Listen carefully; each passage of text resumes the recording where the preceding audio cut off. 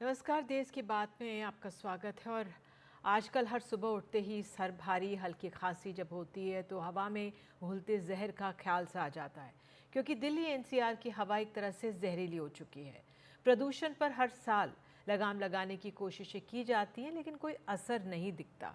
और जहां गुलाबी सर्दियां पड़नी शुरू होती हैं, मौसम बेहतर होना शुरू होता है, तो हवा खराब हो जाती है। सरकारें अपनी पीठ थोकते हुए पड़ोसी राज्यों पर उंगलियां उठाती हैं। अलग अलग पार्टियां का भी यही हाल है। सब एक दूसरे पर आरोप प्रत्यारोप करते हैं, और आम जनता के फेफड़े जो एक तरह से उनकी सब जो सेहत है वो जवाब दे जाती है, या उम्र तो कई साल कम भी हो जाती है।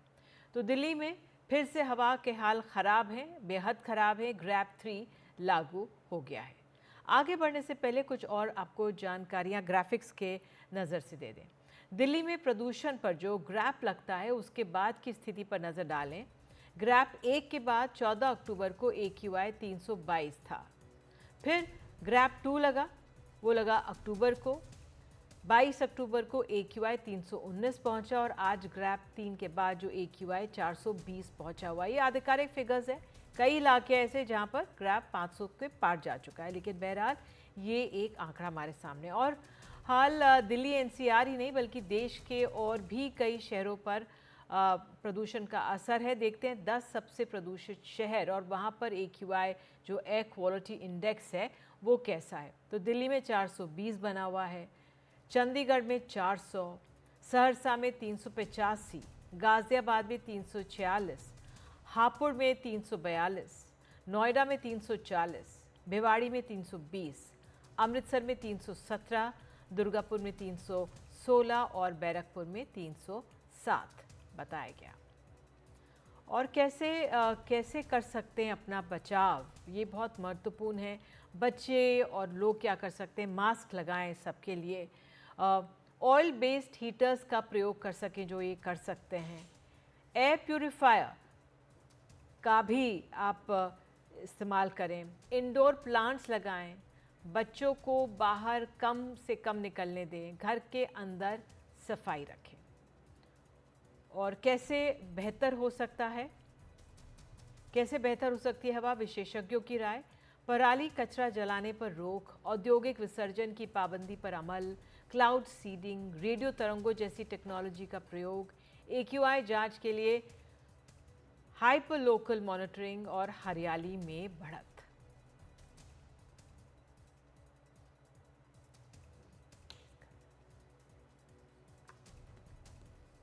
President Delhi medical council doctor Arun Gupta ji इस वक्त हमारे साथ है।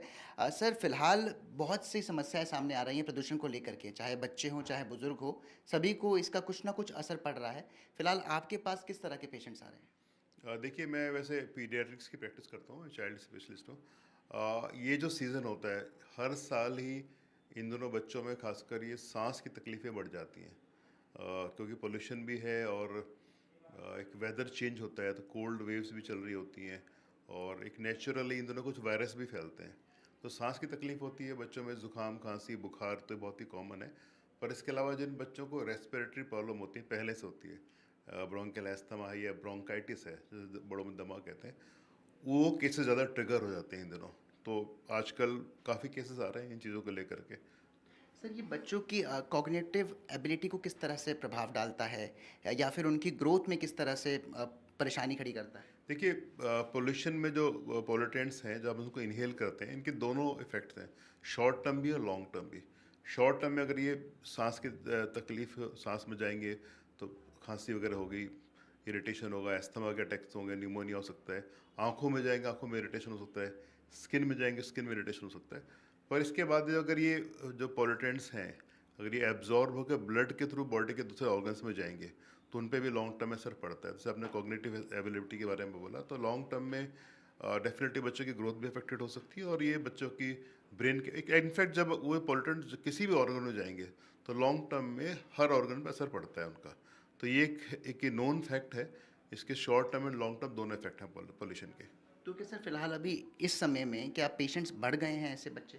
ये दोनों जो, हाँ, डेफिनेटली बढ़ते हैं। इसमें सिर्फ पॉल्यूशन की बात नहीं है, वेदर चेंज होने पे वायरसेस भी बढ़ जाते हैं। तो ये हर साल का फिनोमेना है। इनफैक्ट पूरे नॉर्थ इंडिया में इन दोनों रेस्पिरेटरी प्रॉब्लम्स के पेशेंट बढ़ जाते हैं। और इस पर बात करने के लिए हमारे साथ खास मेहमान हैं प्रोफेसर सच्चिदानंद त्रिपाठी हैं, dean Kotak school of sustainability IIT Kanpur के। बहुत बहुत धन्यवाद सर जुड़ने के लिए त्रिपाठी जी। तो जो ये एक्यूआई सर आप देख रहे हैं, सेहत पर तो असर पड़ रहा है, शरीर पर, बच्चों को बाहर नहीं जा सकते, बड़े बुजुर्ग सुबह नहीं जा सकते। सोल्यूशन की तरफ सवाल उठते हैं, क्या कुछ सोल्यूशंस हैं? क्या आपके जहन में, क्या जानकारी आप दे सकते हैं?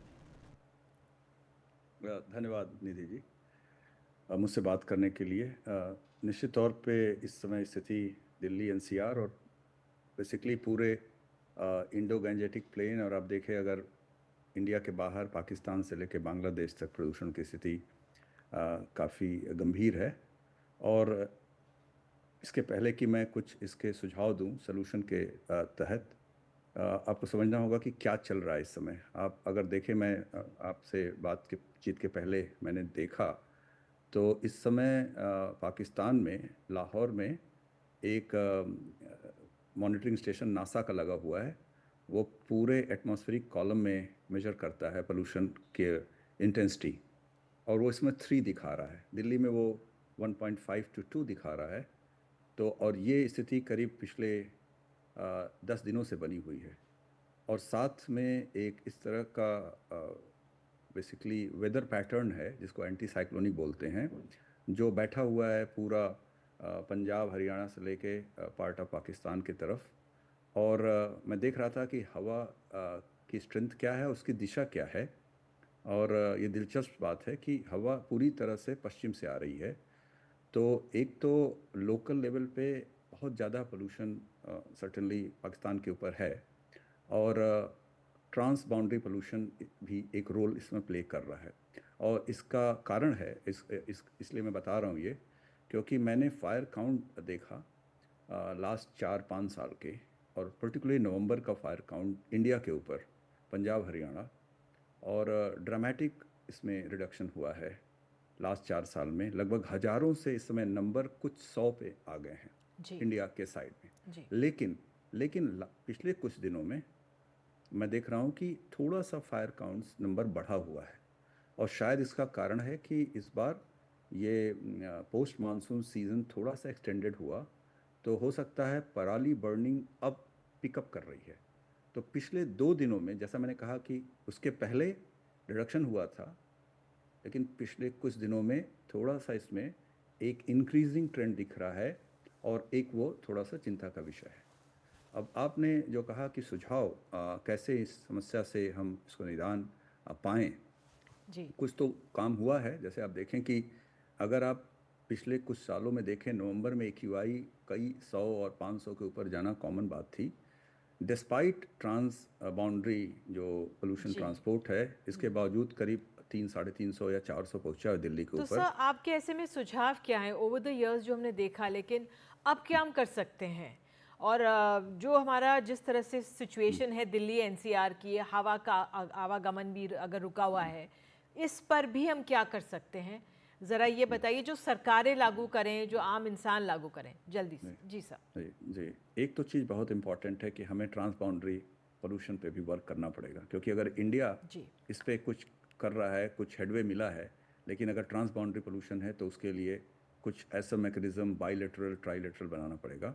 दूसरा, दिल्ली में अभी भी अगर हम मैनुअल मॉनिटरिंग या मैनुअल इंटरवेंशन पे ध्यान देंगे तो ये मुश्किल है, क्योंकि एरिया इतना बड़ा है। आप देखें पंजाब हरियाणा दिल्ली पार्ट ऑफ उत्तर प्रदेश, ये बहुत बड़ा एरिया है, सोर्सेज बहुत हैं। तो जैसा मैंने पहले भी कहा है कि पराली तो हमें सर जैसे एक कंसर्न हाइपर हो गई, यू आर राइट, पराली एक हाइपर कंसर्न हो गई, लेकिन जो हाइपर हमारा ऑटोमोबाइल्स हैं या हाइपर हाइपर कंस्ट्रक्शन है, क्योंकि ग्रैब 3 दिल्ली में लागू हो गया है। जी। केवल देखिए, ये हमें एक लॉन्ग टर्म मेजर के रूप में देखना पड़ेगा। इंडस्ट्रियल एमिशंस अभी पूरी तरह कंप्लायंट्स नहीं है। अगर आप पूरी नंबर ऑफ इंडस्ट्रीज देखें, केवल वेरी लार्ज इंडस्ट्रीज जो है एमिशन कंप्लायंट हैं। तो जो एमएसएमईज हैं, दूसरे मीडियम साइज इंडस्ट्रीज हैं, उसमें कोई कंप्लायंस नहीं है। उसमें हमें देखना पड़ेगा। आपने कहा कि जो ट्रांसपोर्ट सेक्टर है, पब्लिक ट्रांसपोर्ट एक है, ज़्यादा से ज़्यादा अगर हम ई व्हीकल की तरफ मूव करें, पूरा फ्लीट मूव करें ई व्हीकल की तरफ, ये एक सेकेंड सोल्यूशन है। तीसरा, एक एम्बियंट अगर हमें इस तरह के ड्रास्टिक मेजर करने हैं, जो लास्ट ऑफ कोर्स ऑप्शन है, ड्रास्टिक मेजर के लिए क्लाउड सीडिंग की बात हो रही है। एक लिमिटेड मेजर के रूप में हम क्लाउड सीडिंग ट्राई कर सकते हैं। दूसरा, कुछ ऐसे एम्बियंट मिटिगेशन मेजर्स आए हैं, जैसे रेडियो फ्रिक्वेंसी है जो हार्मफुल है लोगों के लिए, अनहार्मफुल है, आई एम सॉरी, लोगों के लिए, लिविंग स्पीसीज के लिए, और उसके भी अच्छे इफेक्ट्स देखे गए हैं कि वो जी। पोल्यूशन में ड्रामेटिक रिडक्शन करता है। इस तरह की कुछ चीज़ें, लेकिन ये केवल इनका लिमिटेड यूज़ ही किया जा सकता है। हमारी स्ट्रैटेजी हमेशा इंटरमीडिएट टू लॉन्ग टर्म हम कैसे सोर्स को आइडेंटिफाई करें और उसको मिटिगेट करें। इंडस्ट्री आपने कहा, और ट्रांसपोर्ट है, बर्निंग है, इनको कितनी हम टेक्नोलॉजी को यूज़ करके हाइपर लोकल लेवल पे जितनी हम मॉनिटरिंग करके मिटिगेशन कर पाएंगे, इवेंचुअली वही कारगर साबित होंगी। बिल्कुल, आप हमारे साथ जुड़े सर, बहुत बहुत धन्यवाद। और उम्मीद यही करते हैं जो ये क्लाउड सीडिंग की बात हो रही है, कब होगी, लिमिटेड ही हो जाए अपने आप में, क्योंकि सेहत पर आम जनता की बहुत फ़र्क पड़ रहा है। एक छोटा सा ब्रेक लेते हैं, तुरंत लौटते हैं देश की बात में।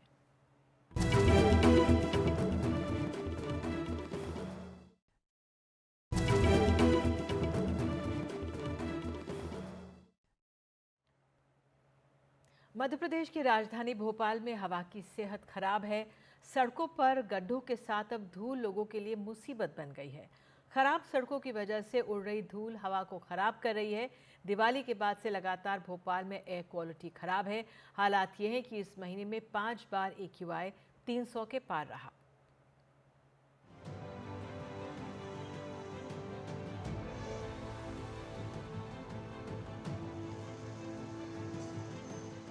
भोपाल के रहने वाले मोहन सिंह विश्वकर्मा कोलार रूट पर 8 साल से रेस्टोरेंट चलाते हैं।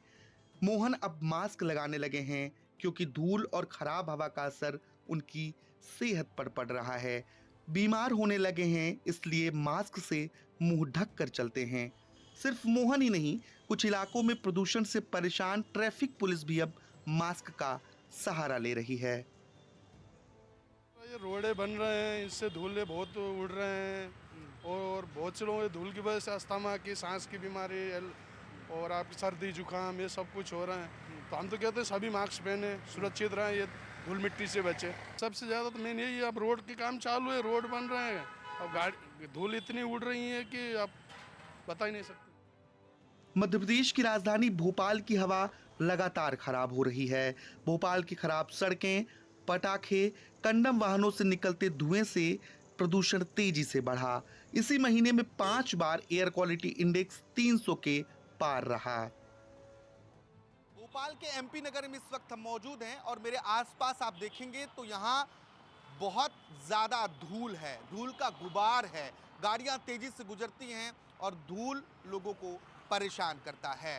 लंबे समय से यहाँ सड़क खराब है, सड़क तो बनी नहीं, लेकिन मॉनसून के बाद अब धूल जरूर लोगों के लिए मुसीबत बन गई है और इससे बीमारी भी हो रही है। हालात ये हैं कि भोपाल का एयर क्वालिटी इंडेक्स 300 के पार तक पहुंच रहा है। ARAI पुणे की रिसर्च के मुताबिक भोपाल में धूल प्रदूषण बढ़ाने में सबसे ज्यादा 62.2% जिम्मेदार है। परिवहन से 13% तक प्रदूषण फैल रहा है, जबकि कंस्ट्रक्शन से करीब 12.1% प्रदूषण बढ़ता है। वहीं खुले में कचरा जलाना 2.9% तक वायु प्रदूषण को बढ़ावा दे रहा है। जानकार बढ़ते वायु प्रदूषण को स्वास्थ्य के लिए खतरनाक मानते हैं। PM 2.5 के पार्टिकल बहुत महीन पार्टिकल होते हैं जो सांस में अंदर तक जाते हैं, फेफड़ों के अंदर तक जाके, और उनका पेनिट्रेशन ब्लड सर्कुलेशन के थ्रू अदर ऑर्गन्स तक होता है। तो लॉन्ग टर्म के इफ़ेक्ट भी होते हैं, शॉर्ट टर्म के इफ़ेक्ट भी होते हैं। शॉर्ट टर्म के इफ़ेक्ट पोल्यूशन बढ़ने से सांस संबंधी परेशानियां बढ़ती हैं, नाक और आँख की एलर्जी बढ़ती है, तकलीफ़ें बढ़ती है। लॉन्ग टर्म की बात करें तो कुछ हफ्ते से कुछ महीनों बाद में ये कॉम्प्लिकेशन देखने को मिलते हैं, जैसे कार्डियक प्रॉब्लम्स देखने को मिलती हैं, न्यूरोलॉजिकल इश्यूज़ होते हैं, कई पेशेंट को लकवा की बीमारियाँ, हार्ट अटैक, और इन सब समस्याओं में भी इस पर्टिकुलर चीज़ का बहुत योगदान है। बढ़ते वायु प्रदूषण को देखते हुए भोपाल में अलग अलग सरकारी विभागों के कर्मचारियों को भी अब जागरूक किया जा रहा है। इसके लिए बाकायदा national programme on climate change and human health के तहत वर्कशॉप ली जा रही है। विभिन्न विभागों के प्रतिनिधि, जिसमें पुलिस भी शामिल है, नगर निगम शामिल है, स्वास्थ्य विभाग के प्रतिनिधि शामिल हैं, दूसरे अन्य विभाग जैसे पंचायत और एग्रीकल्चर के प्रतिनिधि भी शामिल हैं, उनको हम इसके संबंधित जो विभिन्न चीज़ें हैं उनके बारे में जागरूक कर रहे हैं। जो लगातार एक्सपोज होते हैं प्रदूषण को, उनको बचने के लिए और उनको रोकने के लिए, प्रिवेंट करने के लिए क्या क्या हम कर सकते हैं, उन सब के बारे में हम लोग यहाँ पर जानकारी दे रहे हैं। एक और प्रदूषण का ग्राफ तेजी से बढ़ रहा है तो दूसरी ओर नगर निगम प्रदूषण पर नियंत्रण पाने के लिए करोड़ों रुपए खर्च करने के बावजूद अब तक स्थिति को ठीक नहीं कर पाया। देखिए, 2-3 स्तर पर नगर निगम भोपाल काम कर रहा है। जो नगर निगम की सड़कें हैं उनको रिपेयरिंग करने का भी हम काम तेज़ी से कर रहे हैं। साथ ही साथ धूल जहाँ अधिक उड़ रही है ऐसे क्षेत्रों को चिन्हित करके पानी का छिड़काव करके भी उसको कंट्रोल करने का काम किया जा रहा है। कुल मिलाकर के हम सबका ये प्रयास है कि शहर में जो अपना पर्यावरण है वो भी संतुलित रहे और किसी को किसी भी प्रकार की परेशानी नागरिकों को ना हो।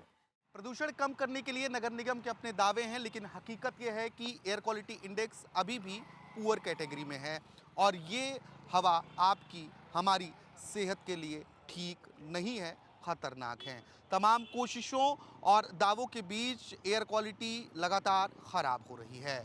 भोपाल से कैमरा पर्सन राजू बाथम के साथ आकाश द्विवेदी, एनडीटीवी।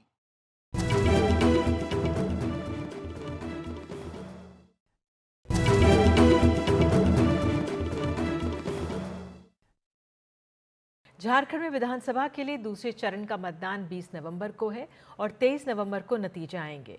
इससे पहले एक ब्यौरा इस राज्य में मुद्दों का, वायदों का, चुनौतियों का क्या है हाल, बता रहे 1500 किलोमीटर का सफर तय करने वाले हमारे सहयोगी अनुराग द्वारे।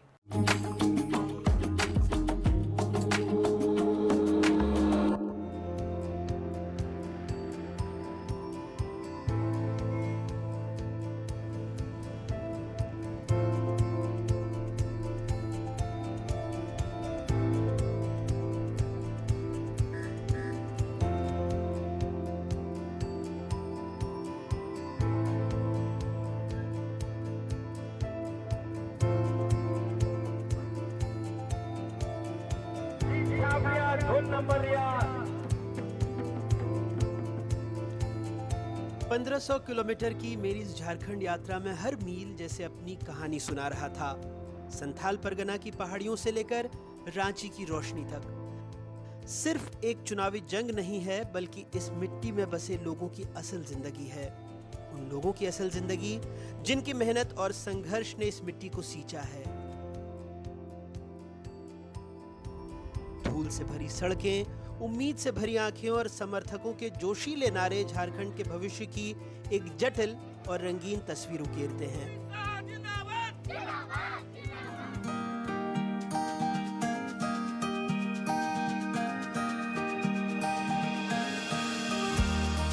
सच कहूं, दूर से आप इसे एक बायोस्कोप जैसा देख सकते हैं, जहां उम्मीद है, कहीं नाउम्मीदी भी, आस है, लोग निराश भी हैं, फिर भी चुनावों का चटक रंग है।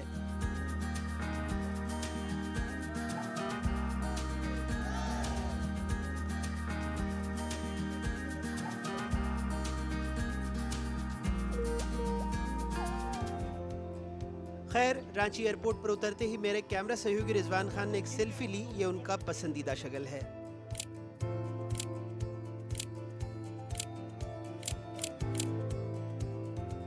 बाहर निकलते ही राजधानी रांची में कदम रखते चुनावी गर्मी का एहसास हुआ जब हम मुख्य निर्वाचन अधिकारी के रवि कुमार से मिलने पहुंचे, क्योंकि राज्य सरकार ने उन पर ही दल विशेष को फायदा पहुंचाने के आरोप लगाए हैं, जिसे उन्होंने बेबुनियाद बताया। यह सत्तारूढ़ दल ने आप पर और दो और अधिकारियों पर कुछ आरोप लगाए कि आप लोग निष्पक्ष नहीं हैं, तो क्या आप ऐसे आरोपों का जवाब देना चाहेंगे? नहीं, उसमें वो आपका वो आरोप का भी देखेंगे, वहाँ कुछ फैक्ट नहीं दी गई, ठीक है, इसलिए उसमें ज़्यादा बोलने के लिए है नहीं। उसी में हम लोग का कमीशन भी बहुत ही क्लियर है, उसमें किस तरफ से गाइडलाइंस में काम करना, उस हिसाब से काम करना। पता लगा कि एयरपोर्ट पर मध्य प्रदेश के मुख्यमंत्री डॉक्टर मोहन यादव बीजेपी के झंडे तले सरकार बनाने का संकल्प लेकर पहुंचे थे। हम वापस लौटे। यादव का आत्मविश्वास देखते ही बनता था। उन्होंने कहा, सरकार बनने पर बांग्लादेशी घुसपैठियों को बाहर निकाला जाएगा। ये उत्साह और दृढ़ता से भरा माहौल झारखंड में चुनावी पारा बढ़ा रहा था। हिंदुओं की आबादी घट रही 7% और मुस्लिम की आबादी बढ़ रही 4%, तो ये आखिर बहुत खतरनाक संकेत है। इन संकेत को समझने की ज़रूरत है। ये चुनावी दौर में इसको स्मरण करना अच्छी बात है, अन्यथा ये बहुत आगे जाकर के क्या होगा पता नहीं चलेगा। तो इसलिए झारखंड को बचाने के लिए, घुसपैठियों को बाहर करने के लिए, यशस्वी प्रधानमंत्री के हाथ मजबूत करने के साथ देश की सुरक्षा और कानून व्यवस्था के लिए आज आवश्यक है कि यहाँ पर भाजपा की सरकार बनना चाहिए।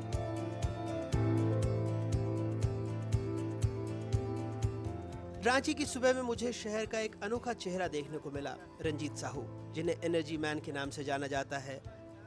हर सुबह वो अपनी साइकिल पर निकलकर जलती स्ट्रीट लाइट्स बंद करते हैं।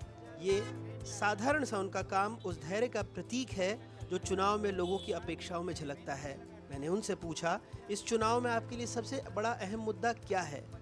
मुस्कुराते हुए बोले, एक ऐसी सरकार चाहिए जो सड़कों को साफ रखे, बिजली की बर्बादी रोके। क्यों कहा जाता है आपको एरिया मैन? सर, बिजली, हाँ, पानी, हाँ, पर्यावरण, हाँ, और स्वच्छता, हाँ, स्वच्छता पर मेरा एकला चलो अभियान हाँ, हाँ, चालू है। अच्छा, क्या करते हैं आप इस एकला चलो अभियान में? सर, सुबह 4 बजे मैं उठता हूँ, हाँ, हाँ, चिड़ियों को दाना पानी खिलाता हूँ, हाँ, हाँ, उसके बाद रोड नाली की सफाई में लग जाता हूँ। अच्छा, मोहल्ले का रोड नाली साफ करके हाँ, बिजली बचाओ अभियान में निकल जाता हूँ। ठीक है, 30-35 किलोमीटर एरिया हाँ, हाँ, में घूम घूम कर दर्जनों मोहल्ले में साफ जितना सफाई भी करते हैं। बेवजह स्ट्रीट आप लाइट थोड़ी स्पीड ले सकते हैं। हाँ, जितना भी स्ट्रीट लाइट जलते रहता है बेवजह दिन में, हाँ, हाँ, उनको ऑफ करता हूँ। अच्छा, और अपने पैसे से जहाँ स्विच बोर्ड खराब है, हाँ, वो आपके वो बैग में आप- भी देखा मैंने। हाँ, और वो- पीछे एम्बुलेंस को संदेश देने का लिखा हुआ आपने कि एम्बुलेंस को रास्ता दे, लोग हाँ, नहीं देते। तो ऐसा है सर, यहाँ का व्यवस्था देखेंगे, एम्बुलेंस इमरजेंसी होती है सर, हाँ, हाँ, लेकिन यहाँ के लोग इमरजेंसी को भी नहीं नजरअंदाज कर देते हैं। इसीलिए जागरूकता लाने के लिए मैं लिख दिया।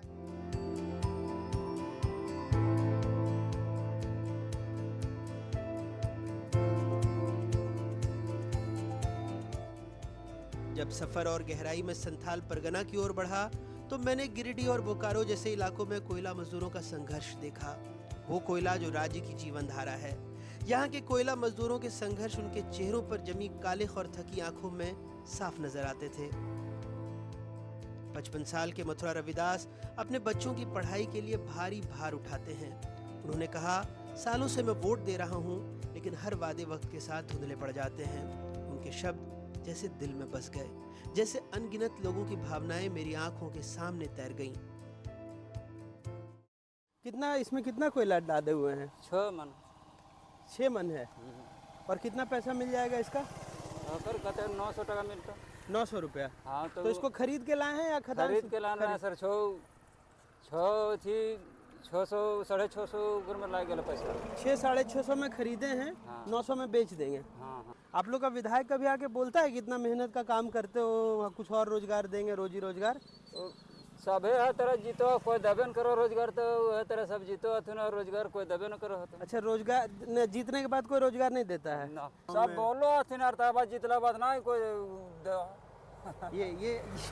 ये हमारे लोकतंत्र की बड़ी सच्चाई है। वायदे तो बहुत बड़े बड़े होते हैं हर राजनीतिक दल के। ये दादा खुद ही कह रहे हैं कि सब बोल के चले जाते हैं, हाँ। लेकिन जब चुनाव में जीत जाते हैं, विधायक सांसद बन जाते हैं, तो करता कोई कुछ नहीं है। कुछ ना करो, कुछ नहीं करता है। फिर मुझे मुन्ना यादव मिले, जो 50 की उम्र में अब भी हर रोज साइकिल पर कोयले का बोझ ढोते हैं। उनके पास और कोई विकल्प नहीं। उनकी इस थकान भरी यात्रा से मिलने वाले 500-600 रुपए ही परिवार का पेट भरते हैं। उनकी सवालिया आंखों ने जैसे मुझसे पूछ लिया, क्या विधायक साहब कभी हमें दूसरा रोजगार देंगे? उनके जैसे अनगिनत गांव वालों के सपने इस काले पथरीले रास्ते से मुक्त होने के थे। कभी अपने विधायक जी से बोलते हैं कि हम लोग का परेशानी देखिए, क्या कर रहे हैं हम लोग? विधायक जी तो आते हैं, रोड में देखबे करते हैं कि सब कोयला वाला जा रहा है। हाँ, एक साइकिल हम ही लोग थोड़े बहुत साइकिल चलता है, बहुत साइकिल सुबह चलता से लेकर के एकदम शाम आपके तक। गांव में कितना आदमी काम करता है? हमारे गांव में लगभग वही अभी तो बहुत कम हो गया है। पहले तो 100-150 था।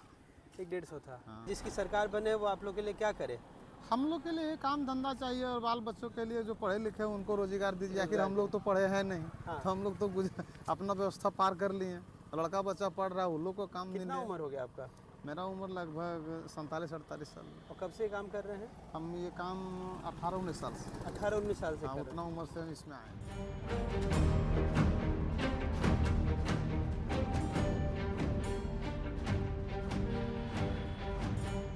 जामताड़ा जो साइबर क्राइम के लिए कुख्यात है, जहां से कभी ईश्वर चंद विद्यासागर आते थे। यहाँ के चुनावी मुद्दे जीवंत और विविध थे। कांग्रेस के उम्मीदवार डॉक्टर इरफान अंसारी विकास का वादा कर रहे थे तो भाजपा की सीता सोरेन बदलाव की बात। जामताड़ा गांव था, आज आप देखिए यहाँ सड़कें मिलेंगी, हॉस्पिटल मिलेंगे, यहाँ यूनिवर्सिटी मिलेगा, यहाँ आपको मैंने बिरबिंदिया पुल जो ये झारखंड का सबसे बड़ा पुल जो है, अब तक का इतिहास का सबसे बड़ा पुल मैं दिया हूँ, मैं लड़के लाया हूँ उसको।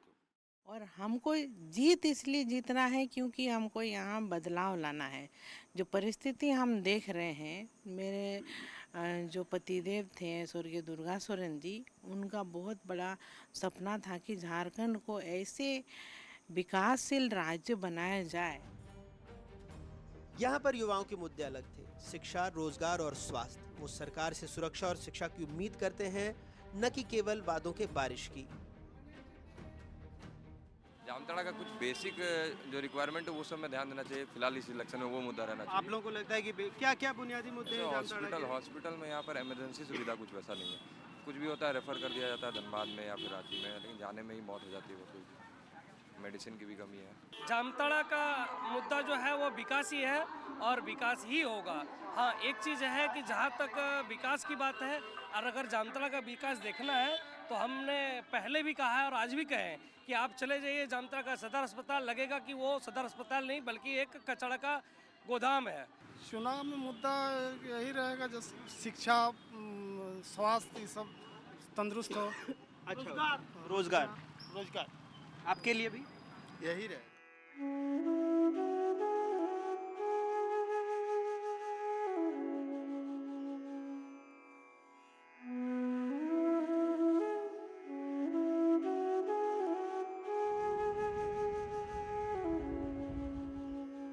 बरहेट की पावन भूमि दामिने कोह यानी पहाड़ की गोद, जहां संथालों ने ब्रिटिश राज से लड़ाई लड़ी थी, अब मुख्यमंत्री हेमंत सोरेन का चुनावी क्षेत्र है और झारखंड मुक्ति मोर्चा का गढ़। उनके विरोधी गमलियाल हेम्ब्रम पारंपरिक परिधान और नंगे पांव गांव-गांव घूमकर जनसंपर्क कर रहे थे। यहाँ के आदिवासी समुदाय के लिए वैसे धनुष बाण सिर्फ एक चुनावी चिन्ह नहीं बल्कि उनके पूर्वजों की विरासत का प्रतीक है।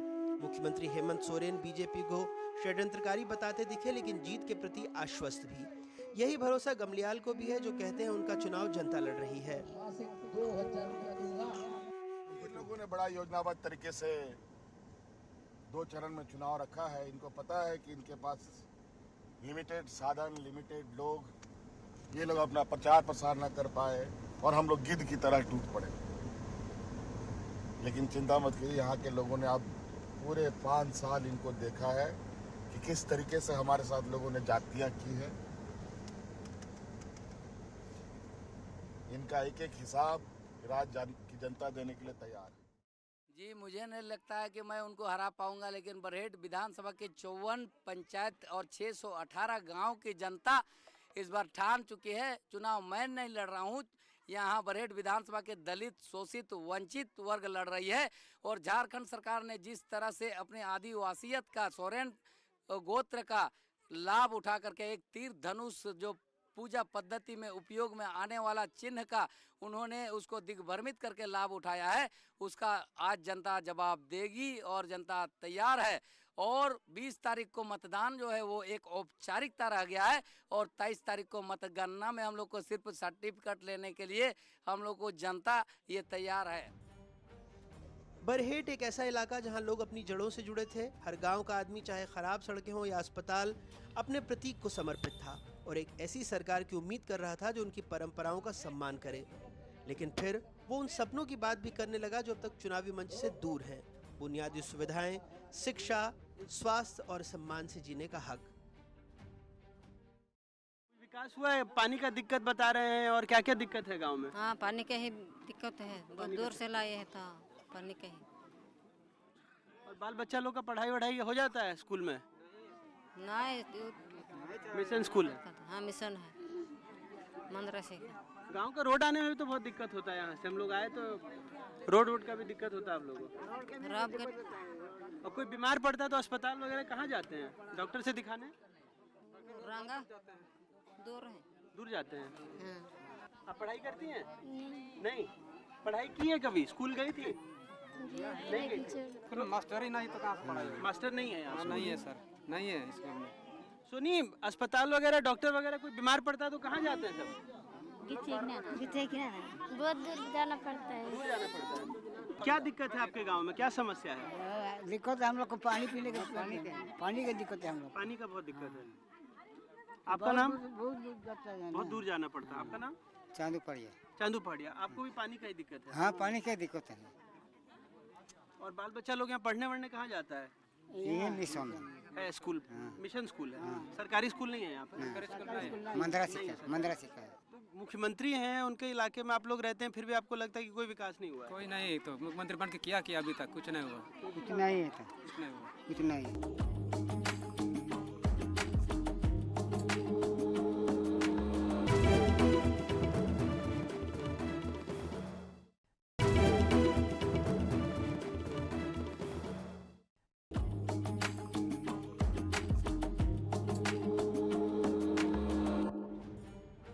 जैसे जैसे चुनाव का दिन करीब आ रहा है, बरहेट हो या जामताड़ा के इलाके, दिन हो या रात, बाजारों और चाय की दुकानों पर चर्चाएं और गर्मा रही हैं। लोग सवाल कर रहे हैं क्या चुनाव सच में बदलाव लाएगा या फिर वही पुराने चेहरे नए वादों के साथ लौट आएंगे। इस बार के चुनाव में क्या मुद्दे रहेंगे आप लोगों के लिए? हम लोग का मुद्दा तो ऐसा विशेष है नहीं, क्योंकि जब से ये सरकार आई है, हेमंत सरकार, तो लगभग आप सड़क बोलिए, पुल बोलिए, स्वास्थ्य बोलिए, शिक्षा बोलिए, आपका बिजली बोलिए, चाहे किसान बोलिए, किसान का लोन जो माफ़ी किया है, मैया सम्मान योजना में अभी 1000 रुपये महीना दे रहे हैं और दिसंबर से घोषणा है कि 2500 करके देंगे। बाकी ऐसा तो कोई है नहीं। हमारे प्रखंड में हर जगह, हर पंचायत में ये जो जल योजना चल रहा है, पानी का टैंकी हर प्रखंड में लगाया गया है। हेमंत सोरेन चाहे जो भी सरकार द्वारा लगाया गया, हर प्रखंड, हर पंचायत में लगाया है। बहुत काम हुआ सर, बहुत काम हुआ। इस 1500 किलोमीटर के सफर और अनगिनत चेहरों में झारखंड की आत्मा ने मुझसे बात की।